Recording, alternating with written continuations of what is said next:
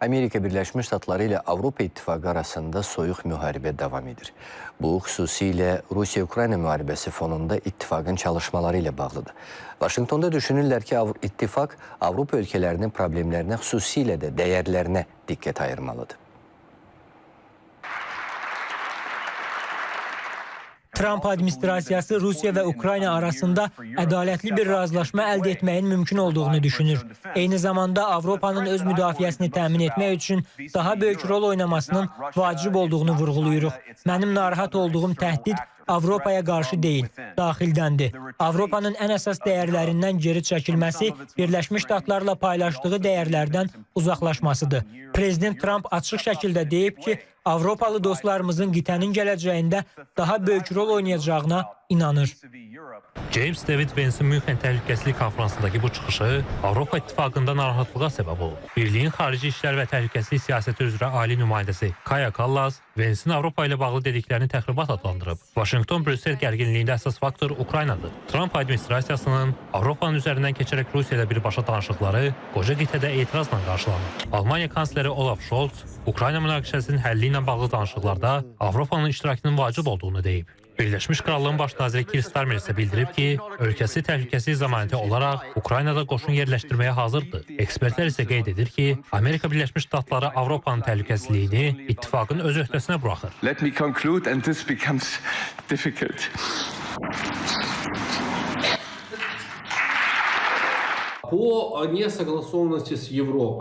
Avropanın narazılığına dək Trump hər zaman Avropanı tənqid edirdi. Onun fərqli parametrlərdə Avropaya iddiaları var idi. Lakin əsas iddiası NATO büdcəsində ABŞ-nin yükünün çox olması idi. Burada yalnız Ukrayna məsələsi deyil, burada maliyyə məsələləri də var. Hər şeydən əvvəl Donald Trump'ı siyasətçi kimi dəyərləndirmək olmaz. O siyasətçi deyil, iş adamıdır. Onun üçün Bidenin əhəmiyyət verdiyi siyasi aspektlər maraqlı deyil. Onu maraqlandıran pul vahidləri qazanmaqdır. Lakin Washington üçün indi yalnız öz maraqları vacibdir. Vance'in çıxışı həm də Avropa mediasında həyəcan təbili çalıb. Məsələn, Almaniya Cicero nəşri yazır ki, Vance səhv müəllimdir. O, demokratiyadakı çatışmazlıqları tənqid edirsə, çox pis vəziyyətdədir. Çünki onun öz hökuməti hazırda hakimiyyəti zəbt etmək üzərində işləyir. Gözlənilirdi ki, Vance Münxen Təhlükəsizlik Konferansındakı çıxışından Ukraynada müharibəyə son qoymağa dair mümkün danışıqların müzakirəsi üçün istifadə edəcək. Əvəzində o, əksər Avropa hökumətlərini, o cümlədən Birləşmiş Krallığı öz dəyərlərindən geri çəkilməkdə, miqrasiya və söz azadlığı ilə bağlı seçicilərin narahatlığına məhəl qoymamaqda ittiham etdi. Bu barədə isə BBC qeyd edib. Birləşmiş Krallığın The Guardian nəşri isə Vance'in çıxışını Vladimir Putinin 18 il əvvəlki çıxışına bənzədib. Qəzet yazır ki, 2007-ci ildə Vladimir Putin Münxen Təhlükəsizlik Konferansında 1989-cu ildən sonraki beynəlxalq nizama gözlənilməz hücum edərək Qərb diplomatlarını heyrətə gətirən çıxış etdi. 7 il sonra Rusiya qüvvələri Krımı işğal etdi və Moskvanın maliyyələşdirdiyi separatçılar Ukraynanın şərqində bir sıra əraziləri ələ keçirdilər. Təxminən 20 il sonra Amerika Birləşmiş Ştatlarının vitse-prezidenti Vance'in eyni məkanda narahat edici çıxışı 21-ci əsrin geosiyasəti dəyişməyə davam etdiyinə görə eyni dərəcədə əhəmiyyətli ola bilər. Fransanın Le Monde nəşri isə Vance'in Avropa ideoloji müharibə elan etdiyini yazıb. Trump'ın addımları ilə dünyada geosiyasi konjunktura dəyişməyə başlayır. Avropa məsələsində ola bilər ki, onlar Rusiya ilə həmfikirdirlər. Çünki onlara da güclü Avropa lazım deyil. Elə çıxır ki, güclü Avropa yalnız Avropanın özünə gərəkdir. Bu, həm də geosiyasi masada əyləşmə şansı verir. Trump üçün isə Putin prioritetlərini reallaşdırmaq fürsətidir. Bəyanatların fonunda Donald Trump Rusiyanın NATOya təhlükə yaratdığına inanmadığını deyib.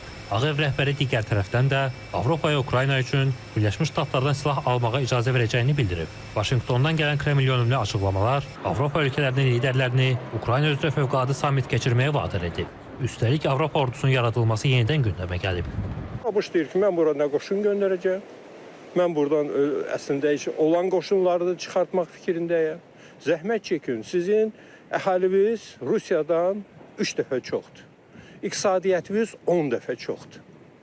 Qolunuzu çırmalıyın, öz təhlükəsizliyi ilə məşğul olun. Yəni, bunlar demək olar ki, hərbi sənayeni tamamilə demək olar ki, ləğv etmişdilər. Bugün Avropanı demək olar ki, hərbi təzyiqdən sığortalayan Ukraynadır.